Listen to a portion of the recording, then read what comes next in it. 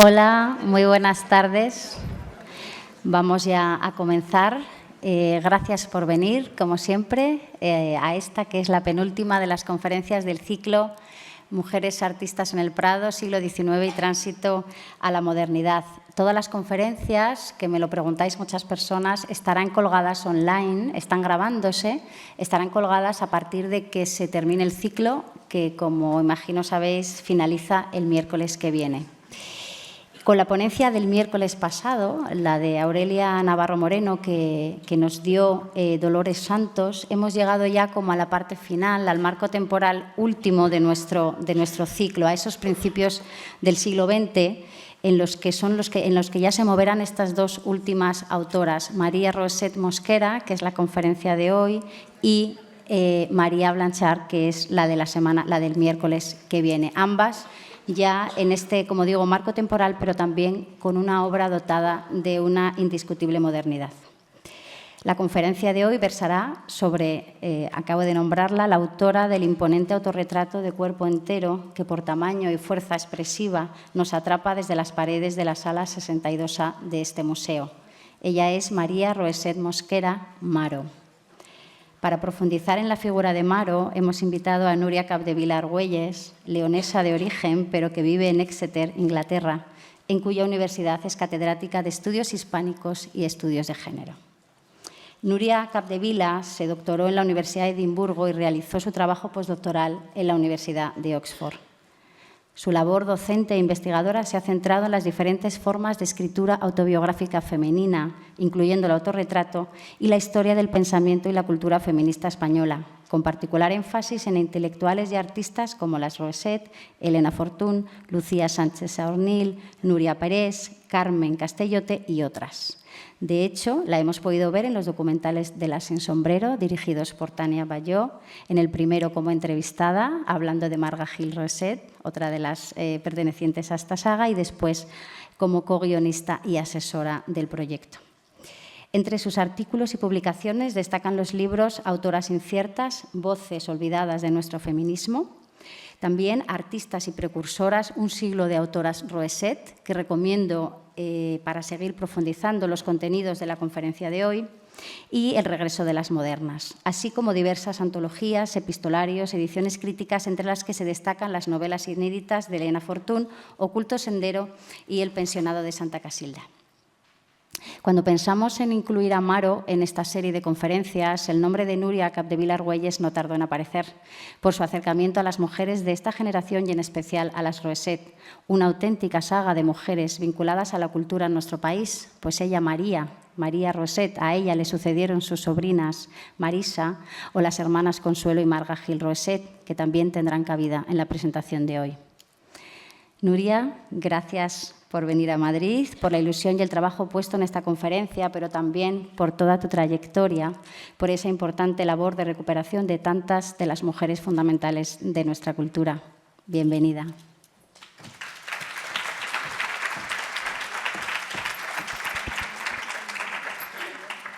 Bueno, muchísimas gracias, Encina. Muchísimas gracias también a todos ustedes por venir este sábado por la tarde y por permitirme compartir esta historia de autoría de esta gran precursora que fue María Roset Mosquera. Maro, yo siempre hablaré de ella con ese nombre, con esa firma que usó en sus cuadros. Empiezo por mencionar la importancia de un ciclo de estas características, un ciclo en el que se habla del tránsito a la modernidad en relación a la autoría de las mujeres, y les invitaría a no perder de vista una idea, que la modernidad es tránsito, siempre. La modernidad, ese término de tan difícil periodización, que en cada disciplina abarca un tiempo diferente. La modernidad como un término histórico permanente del que todavía hablamos como cuando queremos referirnos a lo nuevo, a lo más progresivo, a lo mejor. En realidad, lo moderno solamente puede referirse en relación a lo antimoderno. De ahí la importancia de la identidad que yo he querido dar a esta pintora, a la precursora, a Maró. Y claro, la tenemos ahora en esa sala, en el Prado, en ese retrato, que es quizás su obra más perfecta, pero también es una representación de su autoría. Es las dos cosas. Tenemos ahí una obra perfecta y también la representación de sí misma. El retrato de una dama, un cuadro pintado en 1912. Ese género del retrato de una dama, yo he argumentado en alguno de mis trabajos que podemos entender el siglo XX y la historia de la identidad de la mujer, la historia de la identidad de la mujer dentro de la historia de la modernidad como una deconstrucción precisamente de ese género, del género del retrato de una dama que Henry James cristaliza en un libro a finales del siglo XIX, Portrait of a Lady. Y ahí la tenemos también en una foto. Claro, ahora la tenemos fuera. Durante mucho tiempo estuvo reposando, estuvo descansando dentro de los sótanos, ¿verdad?, de esta institución. La palabra precursor, reflexionemos un momento sobre ella, que precede a otra persona o cosa, generalmente anunciándola o haciéndola posible. Un precursor es quien corre por delante y en realidad es algo muy irónico lo que vamos a hacer hoy, porque yo voy a desandar ese camino hasta llegar hasta ella. Necesito darle un contexto histórico y necesito un poco contar la historia de su salida a la luz para entender su vanguardia. Les he traído para empezar una imagen de los años 80, una imagen que es muy significativa para mí. Esta fotografía me la regaló Teresa, me la mandó por correo para mi libro Artistas y Precursoras, la crítica Teresa Lavalle Cobo. Y es, bueno, podemos ver detrás a Maró y a la derecha, por cierto, otro de sus cuadros. Esta fotografía fue tomada a mediados de los años 80.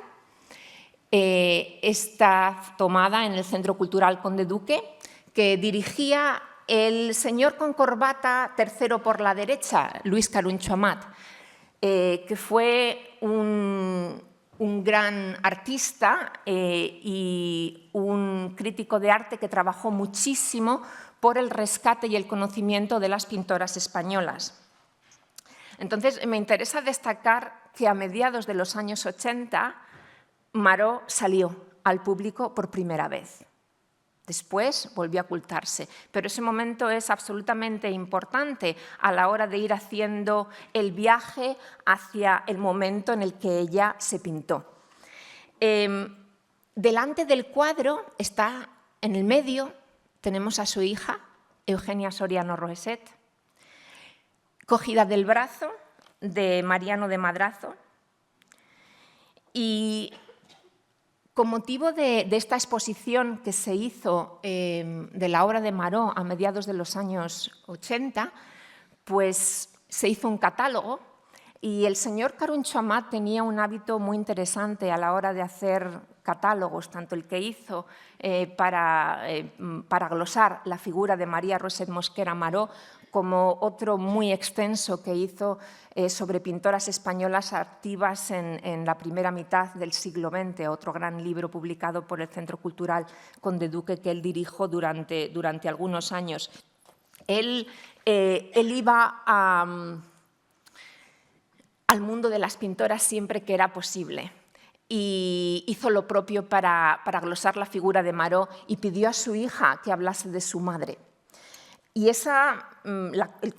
un comentario que hizo sobre ella, me ha parecido importante incluirlo en el resumen de mi charla de hoy, con lo que mi madre pasó para morirse.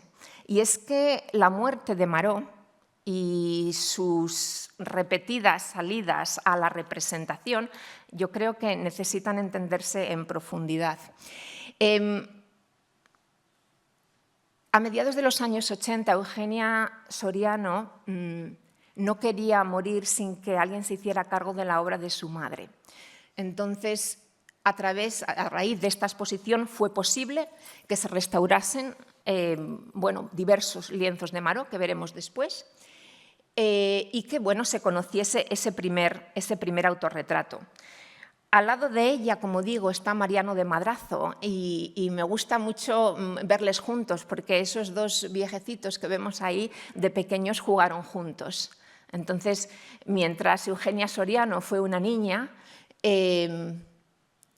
pues jugó con ese niño perteneciente a la familia de pintores de los Madrazo.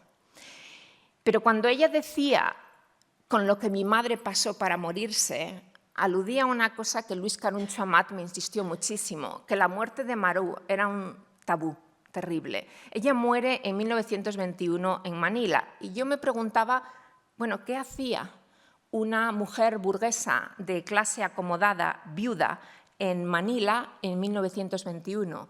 ¿Qué hacía?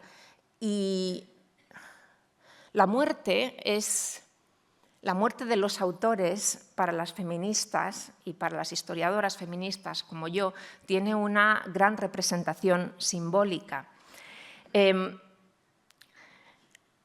La segunda vez que Maró después salió fue cuando yo publiqué mi libro Autoras Inciertas y escogí su autorretrato de cuerpo entero para la portada, puesto que me parecía que nada como ese cuadro representaba la relación incierta de las mujeres con el proceso de crear literatura, de crear arte.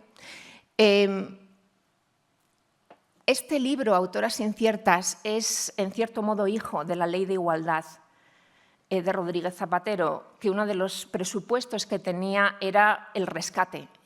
Fue un libro que pretendía impulsar el rescate de nuestras modernas. Han pasado ya mucho tiempo desde que ese libro salió, lo publiqué en el año 2008, pero a partir de entonces pues empecé a indagar tanto en la figura de Maró como en la de las mujeres de su familia, porque una precursora siempre tiene una saga detrás.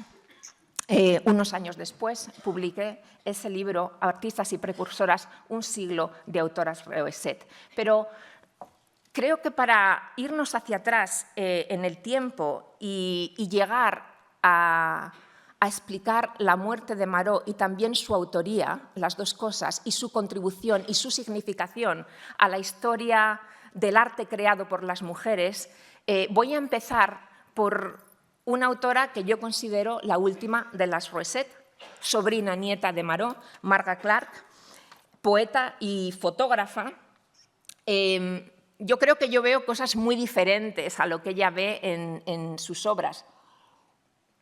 Pero permítanme, por favor, que les cite el último poema de su libro Lucernario, que dice así.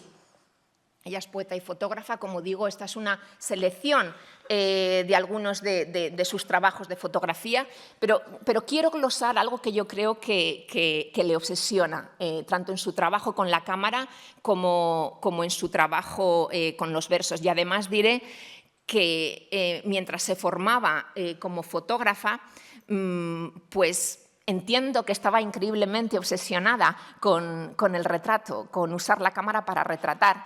Y yo soy una persona absolutamente convencida de que el presente siempre está conectado con el pasado y yo creo que ahí tenemos otro vínculo también entre el último exponente de esta saga y el primero. Pero como digo, el poema que cierra el libro Lucernario dice así: deshoja la blancura de la rosa, revélanos su luz, su ardiente arroba, arranca el antifaz de la mirada, arráncala del alma.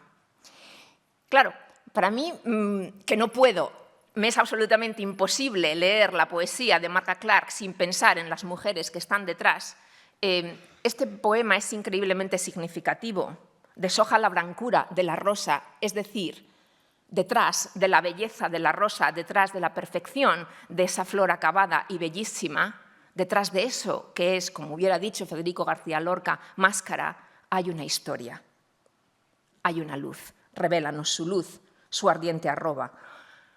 Arranca el antifaz de la mirada, y esto es en realidad lo que propongo hacer hoy, ir trazando una historia hasta llegar a esa imagen completa de autoría que fue Maró.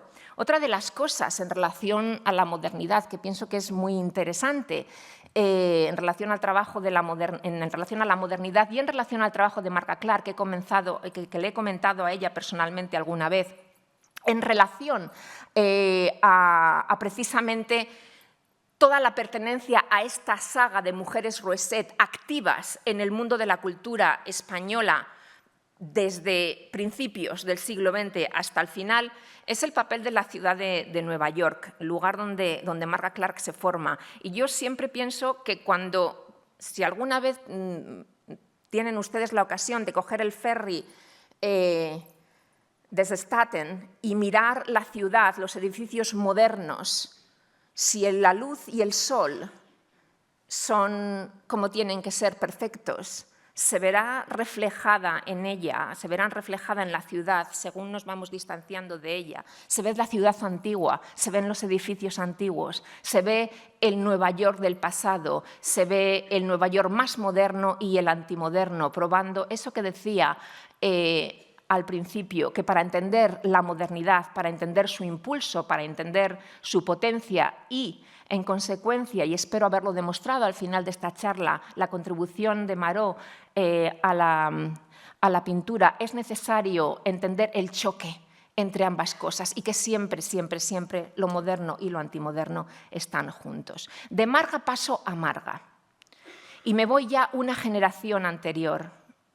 Me voy a esta escultora y ilustradora que fue Marga Gil Rousset, a quien Maró pintó, sobrina, hija de su hermana, y simplemente voy a glosar brevemente las tres sobrinas de Maró, es decir, las tres artistas Rousset que están una generación por encima de Marga Clark, una generación por debajo de Maró. Bueno, yo creo que de Marga Gil Rousset tenemos todos que hacer un esfuerzo muy grande para que la circunstancia de su muerte, ese suicidio, esa historia con Juan Ramón Jiménez no nos aleje de la interpretación de su obra, no nos aleje de su increíble vanguardia a la hora de trabajar a una edad muy temprana el granito. He escogido una escultura que ella destruyó y que a mí me parece interesantísima, que se titula La mujer del ahorcado. Aprecien simplemente un poco para entender la inmensa valía de esta niña genio y el hecho de que, en fin, en un momento en que la educación de las mujeres es una educación no reglada, tenemos a una chica increíblemente joven que tiene una conciencia del dolor humano y de la anatomía humana increíblemente perfecta. Entonces, bueno, podemos ver una mujer desnuda en una pose que es como si estuviera sosteniendo los pies del hombre que está en la horca, de ahí el título, ¿verdad?, de la escultura La mujer del ahorcado, y un niño de diferente factura racial. Aquí tenemos también otra de sus ilustraciones, una de las últimas que hizo. No se aprecia muy bien aquí, pero aquí tenemos unas manos que se acercan a la mente de ella, es una versión de sí misma, con las manos grandes. También en el autorretrato de cuerpo entero vemos, yo creo que en ese autorretrato de cuerpo entero de Maró la mano es importantísima, como la pone con una posición de autoridad. En este dibujo de Marga Gil Rousset ya vemos que de haber vivido más tiempo, de no haber tenido esa muerte a destiempo, yo creo que como otras compañeras de generación, como por ejemplo la escultora Barbara Hepworth, ella hubiera avanzado hacia la abstracción y de ahí quizás habría vuelto a la escultura y habría trabajado pues bueno, con otras formas de escultura más abstractas. Pero esto es algo que solo podemos conjeturar porque muere en 1932, pues 11 años después de la muerte de su tía. Su hermana, ya una auténtica hija del siglo XX, Consuelo Gil Roset, vivirá muchísimos años, de 1905 a 1995, la gran gestora del ocio infantil durante toda la dictadura. Aquí pongo, pues bueno, tres cubiertas, tres portadas de sus tebeos, ¿no? Durante mucho tiempo editó los tebeos de chicos, mis chicos y chicas, y tuvo además pues diversos serios editoriales, Cid y Gilsa. De ella yo destacaría La discreción, pues es lo que todo el mundo que la conoció destacó de ella. El hecho de que bueno, pues fue una mujer de talante discreto.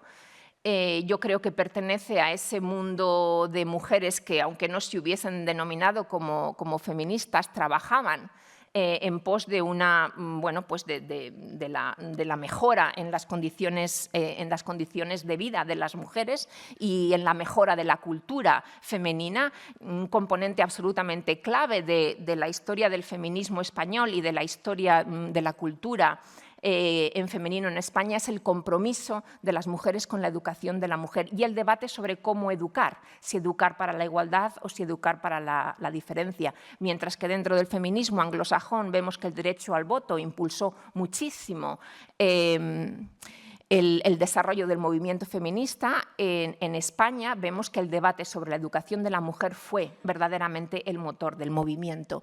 Y en ese avance sobre educación, pues Consuelo jugó un papel importante desde la mesa camilla de su casa y bueno, durante los años hay un dato que a mí me parece bastante interesante de ella, y es que durante la Guerra Civil es cuando empieza su trabajo editorial. Ella pues se tiene que ir de Madrid. Y para poder sobrevivir en San Sebastián durante la guerra, pues bueno, entra en contacto con diversos editores y empieza pues un trabajo editorial que no abandonará nunca. Fue una de las primeras universitarias españolas y verdaderamente lo curioso es que cuando mueren los diversos obituarios que se hacen de ella, eso es lo que se dice, que es universitaria. Muere una de las primeras universitarias, como si no hubiese sido además una gran traductora, una gran gestora del ocio infantil y bueno, pues una mujer desde luego con una capacidad de trabajo incansable y bueno, no con un retrato muy positivo en el libro Españoles de Tres Mundos de Juan Ramón Jiménez. Era una mujer de gran templanza, de gran temperamento, parece ser, y en fin, pues muy cerca de ella vamos a encontrar a la siguiente Roseta en la que me voy a parar antes de ya ir llegando a Maró, y es Marisa Roset, pintora. Y del trabajo que he hecho con las Roset es de las que más frutos sigue dando. Fue una mujer, una artista que antes de la Guerra Civil hizo una labor de promoción personal, de promoción de ella misma como marca, verdaderamente interesante.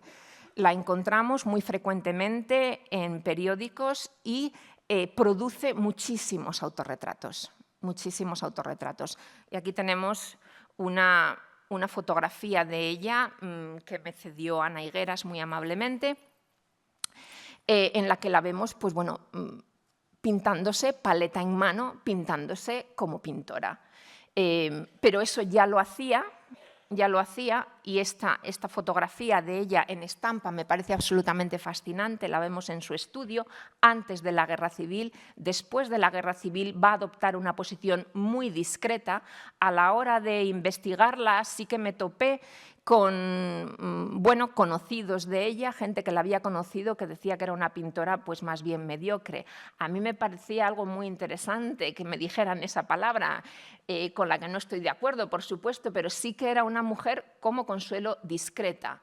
Y a mí sí que creo, y es una línea de trabajo que me interesa muchísimo, que muy cerca del centro neurálgico del régimen, muy cerca del poder, también encontramos ciertos brotes de disidencia importantes para comprender la historia de la cultura femenina y feminista, las dos cosas españolas. Entonces, aquí tenemos unas mujeres, Consuelo y Marisa, sobrinas de Maró, mujeres muy religiosas, mujeres conservadoras, pero mujeres increíblemente comprometidas con la creación de obra y también muy conscientes de ser autoras inciertas, es decir, autoras que se saben ciudadanas de segunda clase en el país predominantemente masculino de la autoría, y lo aceptan. Supongo que en los tiempos de la dictadura no te quedaba otra, ¿no? Pero absolutamente fascinante, Marisa en su juventud, pintando marineros vascos, algo que le gustaba muchísimo. Siempre recuerdo una conversación con María Rosón, una gran historiadora, y Raquel Osborne, autora de ese fantástico libro Mujeres bajo sospecha, que en realidad un volumen que ha influido toda mi investigación de las Roset, porque yo pienso que ellas eran muy conscientes de ser vigiladas precisamente por ser mujeres que tenían una pulsión artística y que bueno, pues en el caso de Consuelo y Marisa la realizan durante los años anteriores a la Guerra Civil, pero también durante la dictadura. Y recuerdo que estábamos comentando precisamente el interés de Marisa por pintar marineros vascos, un tema verdaderamente corriente en autores homosexuales. Y bueno, pues Marisa pinta estos marineros ligeramente andróginos, un poco femeninos, figuras interesantísimas. Pero a mí una de las cosas que más me interesa de ella es que sigue, para mí es una investigación muy viva, para mí es una pintora muy viva, me siguen contactando con nueva obra de Marisa Roset. Entonces les puedo traer una primicia. El cuadro que tienen a la derecha, me ha llegado hace pues un par de años, durante la pandemia. Me escribe una encantadora señora del País Vasco, Maite Verázadi, me dice: yo tengo un Marisa Roset, lo he restaurado, estaba en el garaje de mi casa, Marisa veraneaba por aquí y bueno, un día mi abuelo, que era un gran carpintero y ebanista, le hizo algún trabajo y ella pues le dijo: te pago con un autorretrato, te pago con un cuadro. Marisa regalaba muchos autorretratos. Por ahora me han llegado rumores de otros que estoy tratando de encontrar por aquí, por Madrid. Sé que existe, quizás alguien ha venido hoy y es la persona que tiene en su casa un autorretrato de Marisa Roset con una bola de cristal. Por favor, sé que lo tienes, me lo dejas ver. Pero fantástica. Me ha interesado muchísimo, en realidad. Les comento un poco porque claro, Marisa, con quien aprende a pintar es con Maró. Y Maró, su mejor trabajo es el autorretrato. Entonces, yo creo que tenemos ahí un vínculo absolutamente fascinante entre tía y sobrina. Pero este que ven aquí no sé dónde está. Lo pinta en 1947, lo presenta a la Exposición Nacional de Autorretratos de Pintores y lo reproduce María Campo Alange en su libro La mujer en España, 100 años de su historia. Pero no sé dónde está ese cuadro. Pero me parece absolutamente una declaración de ambición, por supuesto, y de confianza en la propia autoría. Vemos ahí a Marisa Roset con esa chaqueta roja, que también en una mujer, pues como era ella, ¿no? El vestirse de esta manera, con esa chaqueta roja en 1947, me parece, en fin, me parece una auténtica declaración de intenciones. Chaqueta roja lleva también en el lienzo de la derecha, que yo pensaba que sería un cuadro anterior a la Guerra Civil, pero no lo es. Me dice Maite Verázadi, dice: no, es imposible que sea un cuadro anterior a la Guerra Civil, porque lo que vemos detrás de ella son los poblados de pescadores de Hondarribia y se construyen inmediatamente después de la guerra. Por lo tanto, es un cuadro que pintaría en uno de los primeros veranos en los que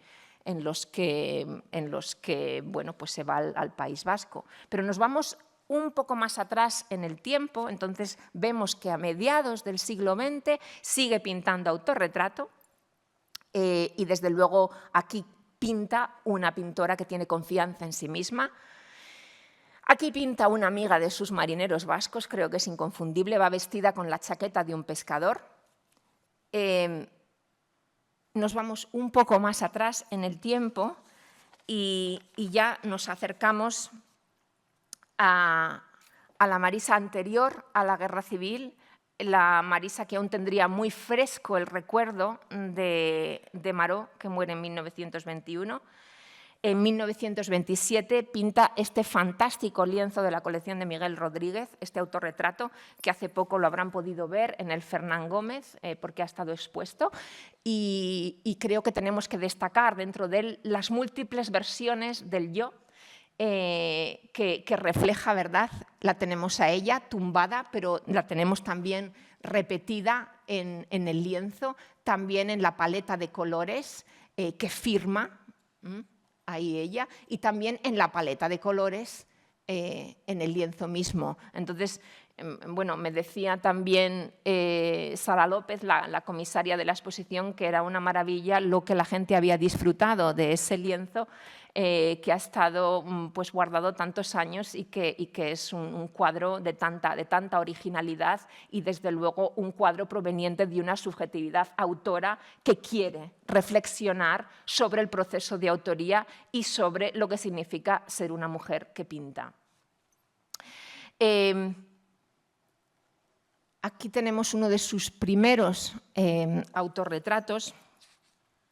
Ese es de 1924 y hay uno más que no he podido traerles. Hay uno más que me parece absolutamente fascinante, también de principios de los años 20, y no lo he podido traer porque solo está reproducido en una foto del salón de la casa de Marisa Roset y su compañera Lola Rodríguez Aragón, y también lo he podido encontrar en el ABC, pero claro, con las letras de Hemeroteca ABC en medio, y entonces, pues como verán, no se lo voy a traer, pero me interesa muchísimo ese autorretrato de Marisa, en el que se parece muchísimo la cara a la que vemos pues aquí, ¿verdad? En este autorretrato en el que está vestida de pescadora, pero es un autorretrato de ella muy joven, un cuadro que gana también una medalla, en el que se pinta masculina, fuerte, andrógina, con un collar de perlas, blusa de pintora, paleta, delante del lienzo, por supuesto, es un auténtico alarde de maestría, pero tiene una tabla detrás, una tabla como si fuera pues una de las tablas de Moisés. Y entonces yo un día pues lo amplié, quería ver qué ponía, quería ver qué decía esa tabla. Y decía lo siguiente: salve. Un ilustre e inolvidable milagro os conserva esta autoinmortalización como recuerdo de los lejanos días en que aprendimos el delicadísimo romance de los pies estambos, fruto de la efervescencia natural del cerebelo de tu ama y de las excursiones que juntas hacemos a los espacios senderos del arte en este lugar de manchas, vulgar estudio. Entonces, sí que es un texto bastante barroco de por sí, pero a mí me interesa destacar que es un mensaje al futuro y también es un homenaje al espacio del estudio y al espacio del estudio poblado de mujeres pintoras o de mujeres pues, artistas. Y esta es ella, esta es Marisa. Pero esta es Marisa pintada por Maró. Este cuadro, tengo que decir que no sé dónde está. Pertenecía a la colección de Eugenia Soriano, pero parte de esa colección de Eugenia Soriano ahora mismo no he podido localizarla. Pero es absolutamente precioso. Una de las cosas que Maró va a pintar son los niños de su familia. Hay otro autorretrato de Marisa, pocos años después de este, hay uno precioso que pude ver en casa de Los descendientes de Lola Rodríguez Aragón, un autorretrato de Marisa muy joven, pocos años después de este retrato de su tía, en el que pues bueno, se pinta como con un vestido de marinero y con las trenzas largas, y también ya desde muy joven se pinta pintando. Como digo, Maró pintó muy frecuentemente a los niños de su familia, y este cuadro de Marisa es de 1913. Y aquí ya la tenemos a ella, a Maró. Una fotografía que a mí me encanta, una fotografía tomada un par de años antes de su muerte. La vemos abrigada, muy abrigada. Está sentada en el estudio de un fotógrafo. Pero bueno, pues vemos aquí una gran dama, ¿verdad?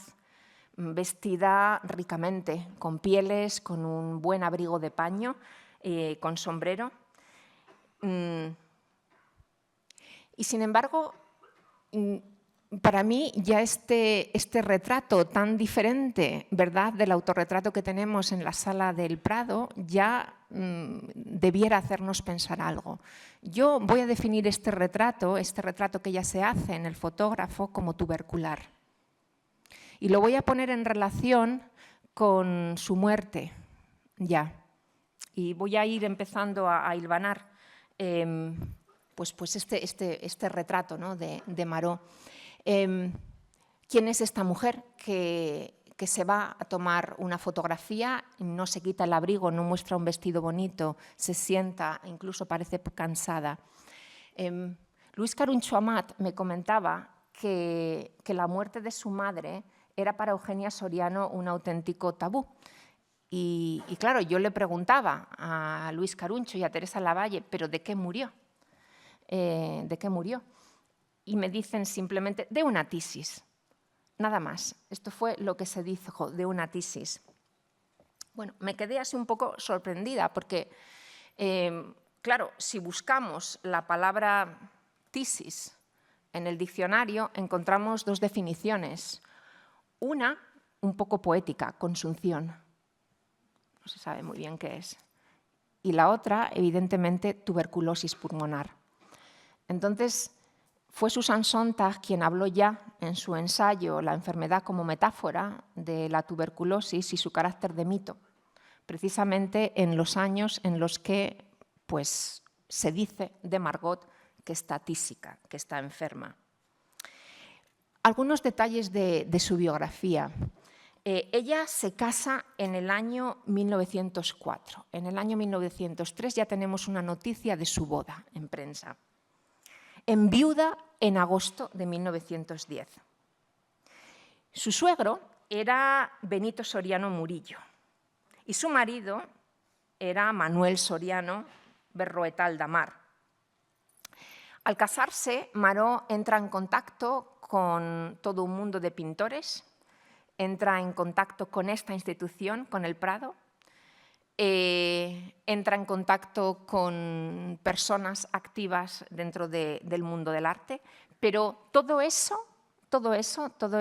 riqueza intelectual de los primeros tiempos de su matrimonio, en realidad su matrimonio es relativamente corto, todo eso en realidad ya es una contribución a una educación muy buena que ha recibido en casa. Ella tenía dos hermanos, Margot Mosquera, era Margarita Roset Mosquera, su hermana, la madre de Consuelo y de Marga, y luego tenía un hermano más, Eugenio, un personaje muy interesante y también escritor. Ella, claro, tenía un origen francés y de Francia, pues su familia sin duda había traído nociones de la importancia de la educación de las mujeres, no con la emancipación como meta, sino educar a las mujeres para crear un mejor hogar, para crear un mundo en el cual los hijos crezcan mejor. La mujer ilustrada se convierte en la mejor posesión del hombre burgués. Y esa Maró recién casada que aprende sobre arte y que su marido ve que tiene aptitudes para el mismo, en realidad ya es una mujer con una gran educación, probablemente mayor de esa educación de cascarilla que doña Emilia Pardo Bazán criticaba a finales del siglo XIX. A finales del siglo XIX, Emilia Pardo Bazán decía que había que tener mucho cuidado con la educación de cascarilla porque empequeñecía a la mujer. Eso de un poquito de arte, un poquito de francés, un poquito de quizás latín, un poquito de todo, pero nada en profundidad. Ella defendía que empequeñecía a la mujer, que la hacía más pequeña. Y yo creo que sí que una de las cosas que vemos en los pocos testimonios que se conservan de Maró, a mí lo que me interesa muchísimo son los silencios que hay en los escritos que se recopilaron con la ocasión de esa exposición que hubo a mediados de los años 80. Escribe Teresa Lavallecobo, escribe Luis Caruncho Amat, escribe Eugenia Soriano, escribe Pérez Sánchez, que era director del Prado por entonces y conocía algo también de las Rossetti, de esta figura. Se investiga hablando con la familia y se crean una serie de silencios sobre su persona. Pero cuando Maró enviuda en el año 1910, pues empieza a pintar. Y de las primeras cosas que va a pintar, como digo, son sus niños. Y les pinta muy jóvenes, les pinta pues muy pequeñitos, como les vemos aquí, a Joaquín, su hijo, que le vemos, bueno, pues este es el niño, Joaquín. La niña, Eugenia, ya tuvo estos dos niños, ¿no? Eugenia tenía 5 años cuando murió su padre y Joaquín tenía 3. O sea que son niños que se quedan huérfanos de padre muy pequeños. Estos dos retratos debieron de ser de las primeras cosas que Maró pintó. Cuentan que fue a raíz de la muerte de su marido cuando ella empieza a pintar para entretenerse. Estos 2 cuadros, que insisto, tampoco sé dónde están, no están pintados sobre lienzo. Uno está pintado sobre madera, es óleo sobre madera, el de Joaquín, y este es óleo sobre cartón. Y hay una cosa que a mí me parece muy interesante de Maró, que al principio en fin, va a pintar solo durante muy poco tiempo, entre 1910 y quizás 1914 tenemos cuadros de ella fechados entonces. Ella casi siempre pone la fecha en los cuadros y los firma como Maró, pero también firmó algunos como MR, y es curioso porque su sobrina Marisa hizo lo mismo. Y varios cuadros los firmó como MR, pero al principio, o sea que Maró va a pintar muy pocos años, desde 1910 a 1914. Va a hacer algunas escenas costumbristas en las que no me voy a detener, va a pintar algunos tipos humanos, va a exponer 2 veces, va a exponer un póster y 3 cuadros en total en una exposición anglo-española. Va a exponer una maja, un torero y una gitana. Va al estudio de Chicharro, se va formando, es decir, es una mujer que, bueno, pues es una viuda de clase acomodada y sale de casa. A pesar de que lo que se espera de las viudas, y esto me parece absolutamente fundamental, y en especial las viudas de clase alta, se espera de ellas, se esperaba cuando Maró se queda viuda, que guardasen luto estricto por lo menos 2 años vestidas de negro y saliendo de casa lo menos posible, a ser posible, nada. Después podían empezar a vestir el llamado alivio de luto, que podía ser un gris, un morado o un negro con un poquito de blanco. Lo deseable era que lo continuaran vistiendo, cuanto más tiempo mejor. En fin, yo veo este traje de ella, me parece un traje del llamado alivio de luto. Entonces ella empieza a pintar cuando se queda viuda, pinta, como digo, unas escenas costumbristas, no las encuentro demasiado, en fin, no tengo tiempo para hablar de todo hoy, pero me detengo más en los niños y en las versiones que hará de sí misma. Me voy a parar en los niños ahora. Entonces va a pintar a su sobrina Consuelo, este cuadro sí pude verlo, va a pintar a Marga y a Consuelo jugando en el jardín, va a pintar a sus hijos, Este cuadro es de 1912. De 1911 es el cuadro de Consuelo. No tiene fecha el cuadro de Marga y Consuelo jugando en el jardín. Uno de sus últimos cuadros, de 1914, va a ser este retrato de su hijo. Eugenia recordaba perfectamente posar para este cuadro, que lo pinta en el estudio de Chicharro, su madre, y viste a los niños con estos cuellos casi de otra época. Para mí, muy interesante el hecho de que a su hijo siempre le va a pintar niño. No va a haber grandes cambios a la hora de retratarle, pues lo vemos aquí, ¿verdad? Lo habíamos visto también en el retrato que vimos antes, un bebé precioso, ¿verdad? Un niño pequeño precioso, pero con su hija va a hacer algo muy diferente. Tenemos este cuadro de su hija Eugenia, que ella también lo recuerda como un cuadro pintado en la casa de la carretera de Extremadura, y hay una cosa que Maró va a hacer que a mí me parece muy significativa y que nos hace un poco reflexionar sobre el deseo de esta mujer, a pesar de la tristeza tras quedarse viuda, de vivir su propia vida. Ella vivía en el centro neurálgico de la alta sociedad madrileña, vivía en la calle Serrano, pero tras quedarse viuda lo abandona. Y se va a las afueras y ahí compra una casa que, bueno, por los testimonios que hemos podido recabar, pues debía de ser una casa grande, con salón de billar, con, en fin, diversos salones que Maró decoró ella misma. Era una mujer, insisto, de una educación absolutamente exquisita. Sabía arte, sabía dibujos, sabía idiomas, le encantaba la ciencia, viajaba todos los veranos, incluso tras quedarse viuda, siguió viajando con sus niños a Centro Europa, porque evidentemente para las pintoras la movilidad era absolutamente clave para formarse, no tanto el pertenecer a una escuela, sino el viajar, visitar museos y estar al tanto de las últimas novedades del arte. Entonces, bueno, pues Maró va a continuar viajando durante los primeros años de trabajo. Pinta a sus niños, pinta diversas escenas y continúa viajando. Y también va a pintar a su hija. En este cuadro es de enero de 1913, este lo tenemos en un museo en Galicia. Se titula Inocencia.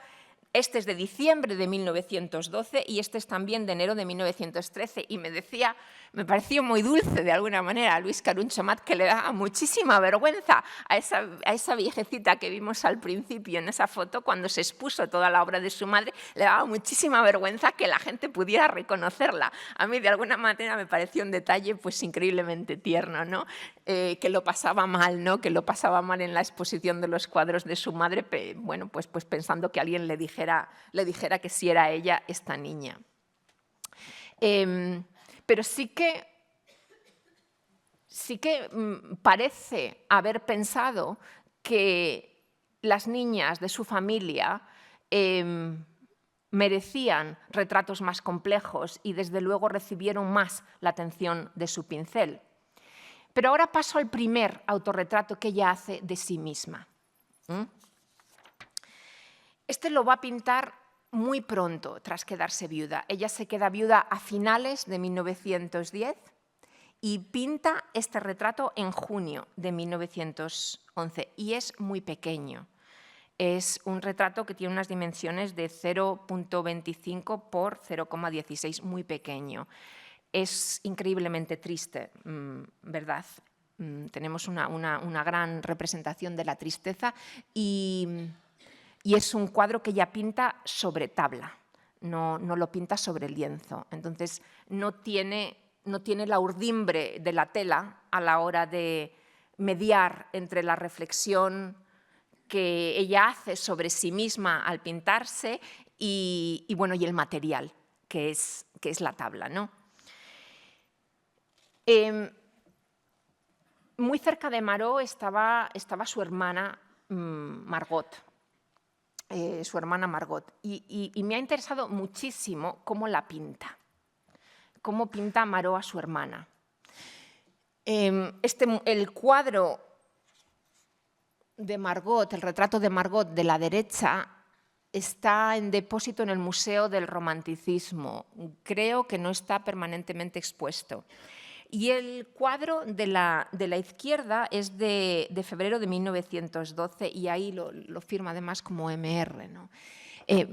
Pero me parece fascinante el cuadro de la derecha, porque cuando lo pinta en 1913, su hermana Margot ya es una mujer casada, ya es una mujer que tiene niños, ya es, pues ya es madre y esposa, ya es lo que se consideraba en la época, desde luego, una mujer adulta y casi entrada en años, en aquella época en la que la esperanza de vida era mucho más pequeña de la que teníamos hoy. Pero pues Marot la pinta con las trenzas caídas, ¿verdad? La pinta dentro del mundo doméstico, no la pinta fuera. En el otro cuadro sí. Yo creo que vemos aquí una mujer que perfectamente podría estar fuera de casa, pero aquí no. Aquí vemos una mujer aniñada, tiene un rostro yo creo que muy infantil, destaca su alianza de casada, aquí, ¿verdad? La podemos ver en el dedo. Y la negritud, ese color negro que Marot ha escogido darle a la imagen de su hermana para representarla.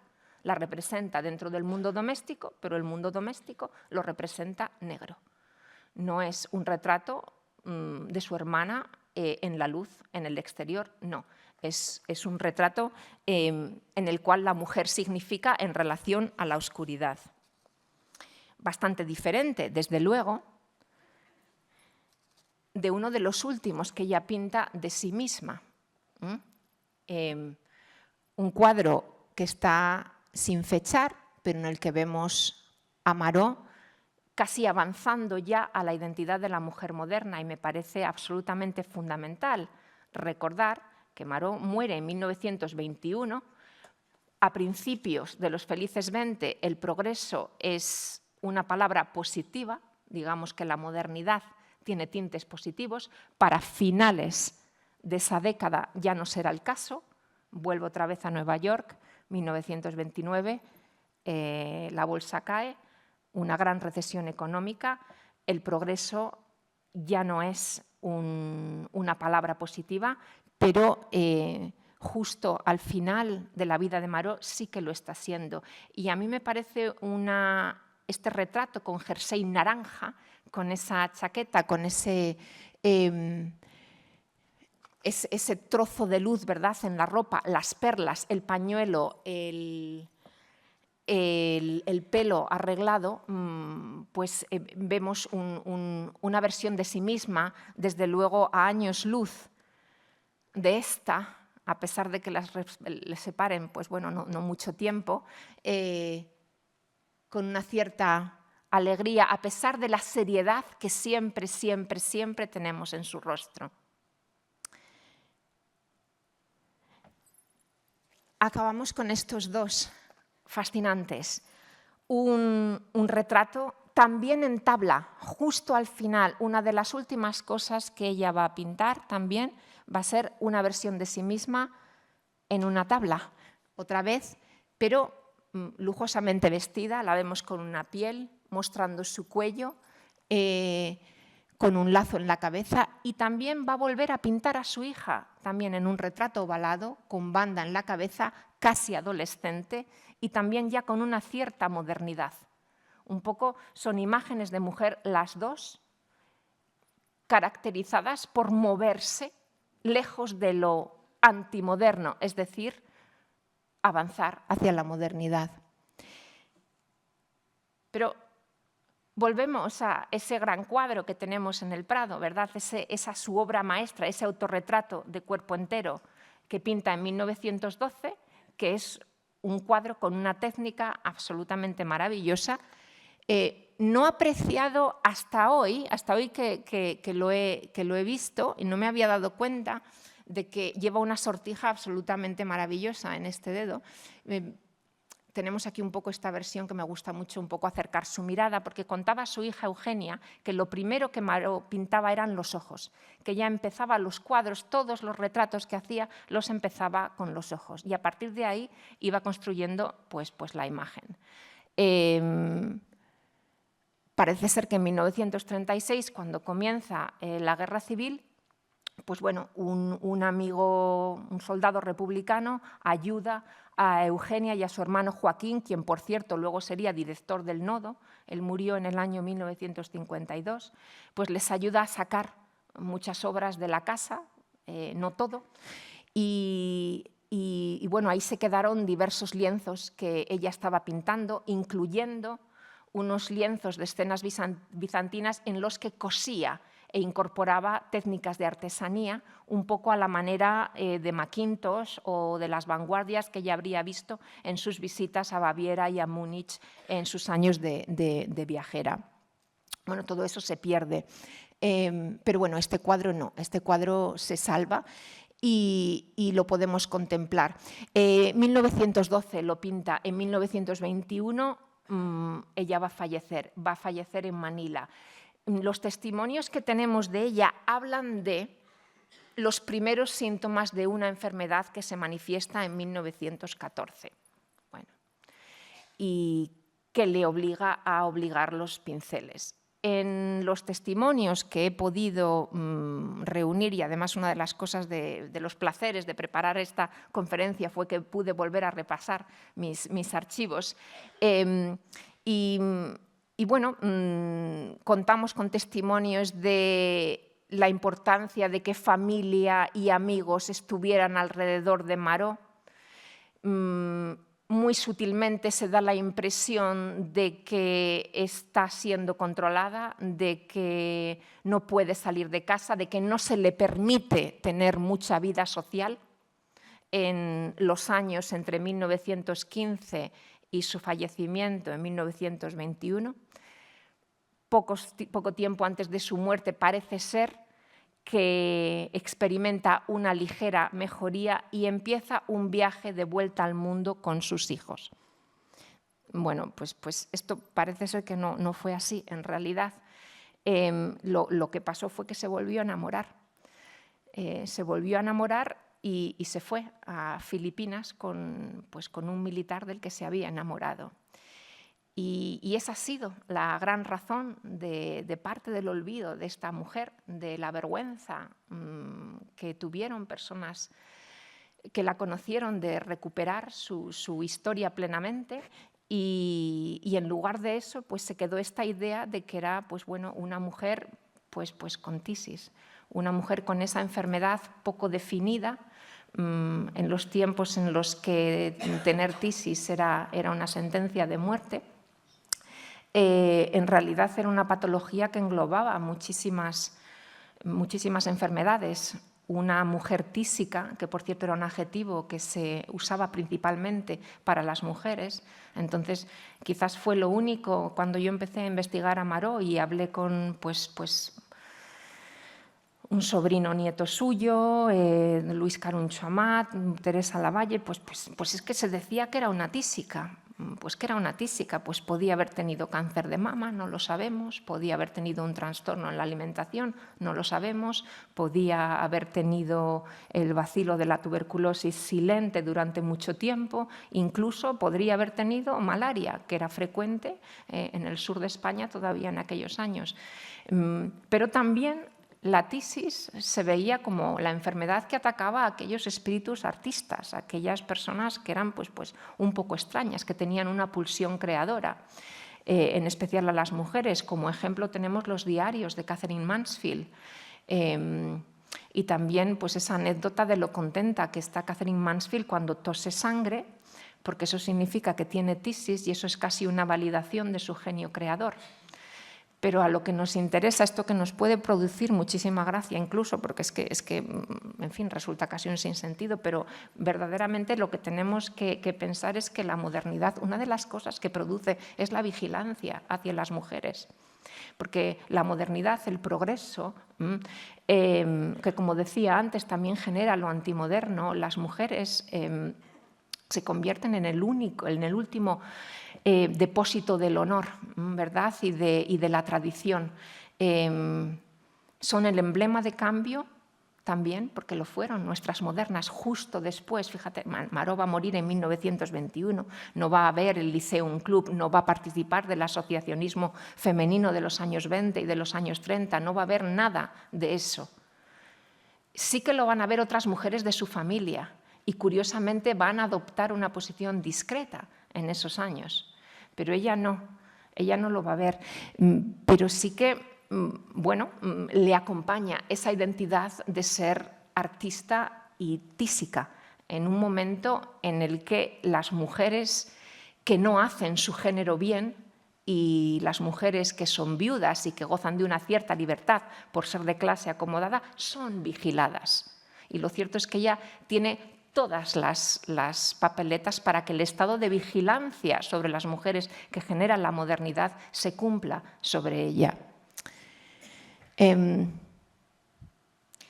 Voy a acabar con un apunte, simplemente porque les quisiera invitar a contextualizarla un poco más.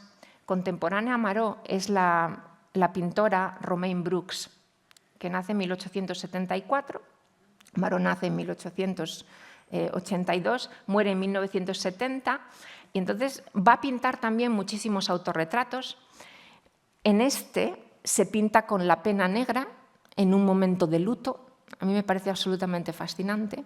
La pena negra, ese velo que se suponía que tenían que vestir las personas que llevaban luto, pero luego va a dar cuenta en sus retratos precisamente del avance en la subjetividad femenina en los años, justo en los años en los que Maró vive.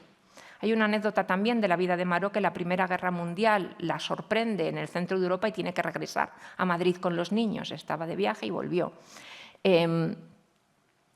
Pero vamos a ver en los cuadros de Romaine Brooks cómo tenemos la representación de la mujer decimonónica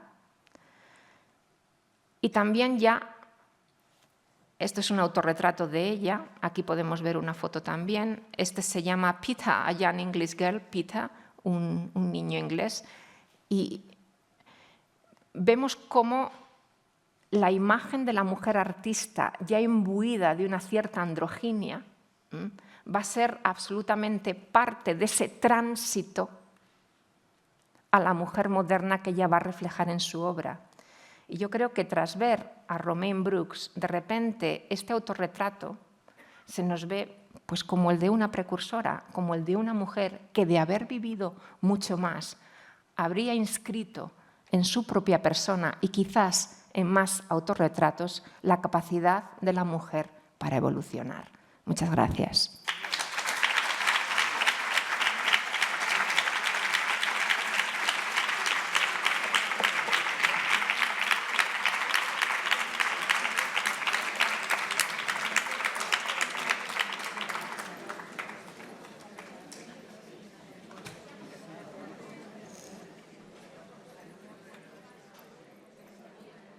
¿Qué tal has estado?